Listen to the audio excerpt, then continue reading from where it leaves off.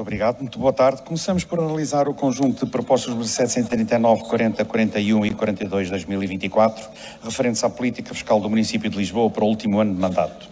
Quanto à proposta número 739 de 2024, é lançada uma derrama de 1,5% sobre o lucro tributável, sujeito e não isento de imposto sobre o rendimento de pessoas coletivas gerado no município de Lisboa para os sujeitos passivos que no ano corrente tenham apresentado um volume de negócios superior a 150 mil euros.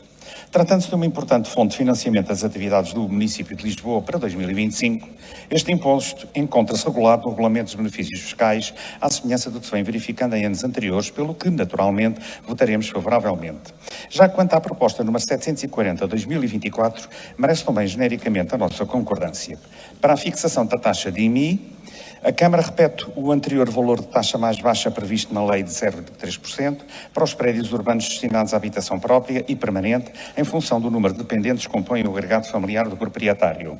A Câmara mantém um agravamento da taxa em 30% para os casos de prédios urbanos degradados que, face ao seu estado de conservação, não cumpram satisfatoriamente a sua função ou façam perigar a segurança de pessoas e bens. Garante ainda a redução do IMI para os sujeitos passivos com dependentes a cargo para os prédios urbanos com eficiência energética e para prédios urbanos arrendados para habitação, fatores que o PEV secunda. Por seu turno, a proposta número 741 de 2024 reporta-se a um valor nulo de participação sobre o IRS para vigorar no ano 2025.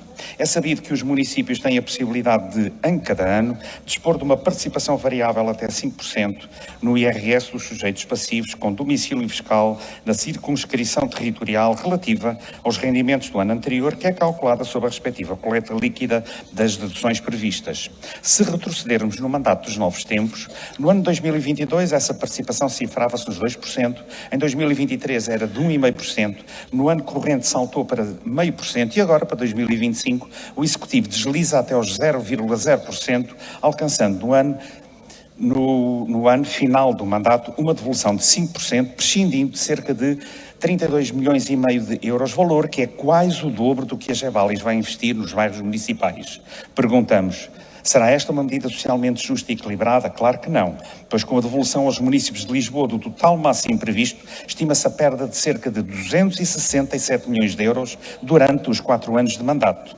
Ou seja, serão muito mais milhões do que todo o orçamento previsto para a cultura, para os transportes públicos, a mobilidade suave ou ainda um investimento previsto no apoio às pessoas em situação de sem-abrigo. A pergunta que se coloca é, afinal, para quem vai este dinheiro?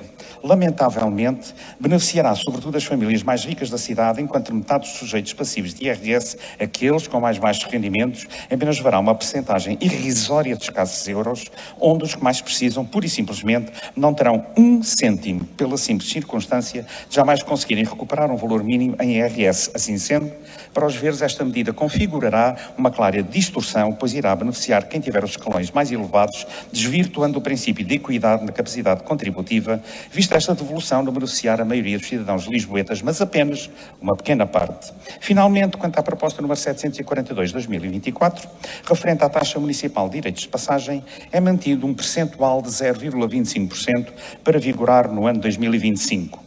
A Lei número 16 de 2022 prevê a aplicação de um percentual sobre o total da faturação mensal emitida pelas empresas que oferecem redes e serviços acessíveis ao público. Os verdes têm vindo a qualificar esta taxa de ocupação de subsolo, tanto pela forma de cálculo como pela sua aplicação, como sendo desfavorável aos interesses dos cidadãos, se não mesmo um imposto de duvidosa constitucionalidade. De tal modo que, em alguns municípios, como no de Sintra, esta taxa terá mesmo deixado de ser cobrada. A taxa de ocupação de subsolo fora criada em 2026 e, inicialmente, era cobrada às empresas distribuidoras pela utilização e aproveitamento de bens do domínio público e privado municipal, como é o caso das redes de gás no subsolo. Contudo, o dinheiro cobrado pelos comercializadores é passado às empresas de distribuição, que depois entregam a soma às autarquias. Até que, em 2023, o Supremo Tribunal Administrativo considerou que a cobrança da taxa de ocupação de subsolo era ilegal, uma vez que uma norma do Orçamento de Estado proibia aos fornecedores deste serviço de cobrarem esta taxa aos consumidores. Porém, a medida continua por aplicar e a taxa continua a ser aplicada. Com efeito, em Lisboa, subsiste nas nossas faturas caseiras uma TOS, pela qual, e vou citar um exemplo, é cobrado pelo município aos operadores da rede de distribuição de gás natural e repercutida nos consumidores, variando com o consumo e com o número de dias faturados. Motivo pelo qual, desde há muito, o PEV vem defendendo que estas taxas, cobradas às empresas titulares da rede de infraestruturas que ocupam o espaço público, não podem serem depois, sob qualquer circunstância, repercutidas nas faturas dos consumidores, como vem acontecendo. Em contrapartida, os verdes sugerem que o município que está na conversa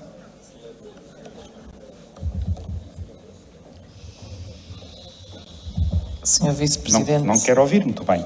Em contrapartida, os verdes sugerem que o município encontre solução alternativa, de modo a que estas taxas apenas sejam um encargo das empresas que já oferem lucros muito significativos, não devendo constituir mais um imposto para os cidadãos, e que a Câmara comece por apurar a forma como os consumidores possam vir a ser compensados pelos valores indevidamente cobrados nos últimos anos, ou seja, desde que a cobrança foi considerada ilegal. Muito obrigado, Sra. Presidente.